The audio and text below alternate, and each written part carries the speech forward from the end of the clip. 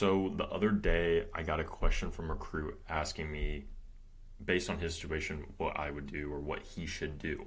And the way I answered the question was, it depends on your goals. And I feel bad for kind of putting it on him like that, but that's the truth. Is I can't take someone's situation and say exactly what they should do because it's depending on them. I can definitely get some context and give them a recommendation, but it ultimately is up to them.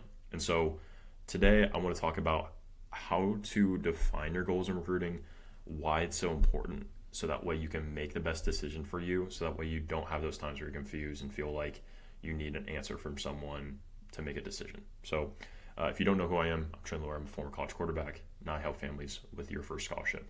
So let's dive in. So first off, let's talk about goals and why they're important. So you have to realize that this is, whether you're a parent or your son, I know feel, or a kid going through the recruiting process, I know it feels hard right now because you're going through the recruiting process. You feel like it's all led up to this, that this time from 18 to 22, 23 is all you've really prepared for the past 18, 17 years. And so it feels like such a big deal, but what most people forget is that this is a small part of your life. Like, it's 4 or 5 years. It is a big deal for sure. It can set you up for success. It set me up for success, and I definitely don't want to outweigh that. But you have to understand that you have other goals. I imagine you have other goals, whether it's to play in the NFL or to be a doctor, to be a lawyer, to be a businessman, whatever it is. You want to do something else, and so you have to make sure that your decisions align with those future goals. And so that is why it's so important, because most people forget this. They go into it with short-term goals of, I want to be a starter as a freshman, starter as a sophomore. I want to have a really fun college experience, which is fine. Those things were very similar in mine, but I had these longer-term goals that were more important to me. And so you just have to set, like, what are these important goals to me that I want to accomplish during my time or during my life, and what decision will help me get there.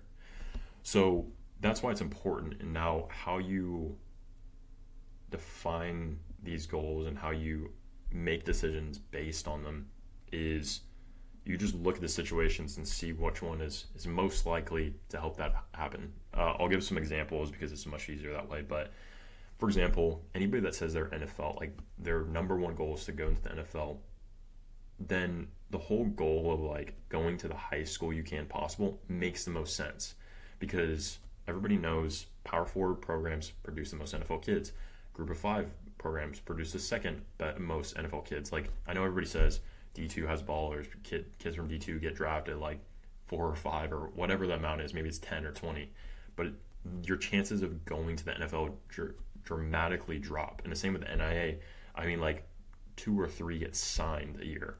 And so you have to recognize that you can't go, if your goal is to play in the NFL, you only have NIA offers, then what you should do instead is you go JUCO, repeat the process, and try and go to a higher school. Otherwise, you're just going to be fighting an uphill battle. And so that's one example. Of course, it's not everybody's path. If your goal is, hey, I want to go to a really good school and get a great degree in business, then you find the best business school that is the fit for you. Maybe it's an Ivy League, and that's totally fine with you, that you want to, because Ivy Leagues don't offer actual scholarships. So that's totally fine for you that you pay for school, but you want that degree. Or maybe for you, it's, hey, I want the best scholarship amount. I want to make sure I don't have to pay for school. Cool. Find the best program, the best fit program that's going to allow you to get a close to or free education. Again, you want to make sure that you're clear on this, because most people, what they do is they just want a combination of all of them, but that's never going to happen unless you're going to a Stanford or something like that, where you can get a great academic education, you get your school paid for, and you're going to a pretty solid program. That's probably going to give you a good chance at going to the NFL. And that's extremely rare, and hopefully you're talented enough to do that. But you want to make sure that you have those goals clearly defined and prioritized, so that way when you come to that decision, it's just easy, and you can ask questions to make sure that you're going to the right school that will fit you for that. So that is extremely big. Now, kind of giving some context in the situation that this person laid out to me was like, they asked me, I'm getting recruited by D3 schools, but I don't know if I'm going to be able to go because of my grades. I have a D2 offer from this one school, but I don't know if it's a good option. What should I do? And it's like I just said, hey, it depends on your goals, man. But ultimately, I mean, the grades issue is probably the number one thing. But again, like if the kid's goal was to go to a really good academic school, the D3 schools make sense. But if his goal is to go to the NFL, I would say go to the D2 or continue waiting to see if he gets a higher school or JUCO. Or if it's, hey, get school paid for, hey, then if the D2 offers you to get a scholarship, take that. And so it just depends, because I can't say, oh, hey, take the D2, it's the best school. No, that's just not true. Because, again, what if he doesn't want to go to that D2? I'm not going to force someone to do something against their will just because I think it's best for me. And that's the same thing with a lot of the families I work with is when we get to that time of decision making, we hop on calls, and the calls are usually just a conversation to help give clarity to what they want. Most of the time they kind of know they're leaning one way, and there's another option, and they just want to make sure that, hey, the way that they're leaning is the right one. And so I just usually ask questions and make sure that they're thinking about it the right way, that they've thought about all the possible outcomes, and that they're actually going to be wanting to go to the school. And usually they do. They go there and it ends up fine. And so that is the ultimate goal, is just having that clarity around, okay, why am I going to this school? Is it the right decision for me? Not the right decision overall, but just for me. And am I going to actually like being there? And is it going to actually help me accomplish my goals? So if that you're able to answer all those questions, it's really hard to mess up that decision.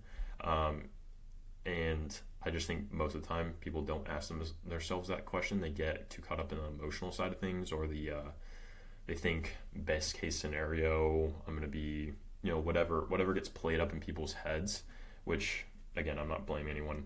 It's definitely happened to me as well. So just make sure you're using the logical side as well, and also using your gut. Usually you can tell which one's the right decision deep down in your heart. I know that's kind of what helps me, is just the feel.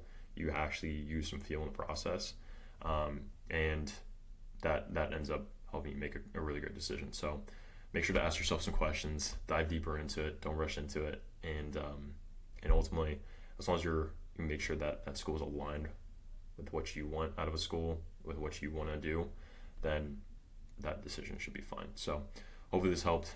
If you got something from this, be sure to like and subscribe. I'll see you in the next one. Peace.